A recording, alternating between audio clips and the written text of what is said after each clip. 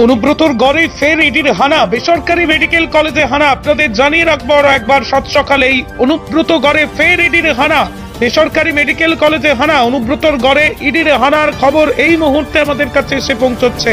আপনাদেরকে দেখিয়ে রাখবো বোলপুরের মুলুকে শান্তিনিকেতন মেডিকেল কলেজে ইডির হানা।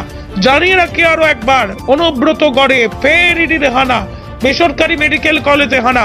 প্রসঙ্গত অনুব্রত মণ্ডল যখন গরু পাচার মামলায় জেলে ছিলেন, তখনই এই কলেজের অন্যতম কর্ণধার মলয় পিটকেও সিবিআই ইডি জিজ্ঞাসাবাদ করেছিল বারবার ডেকে।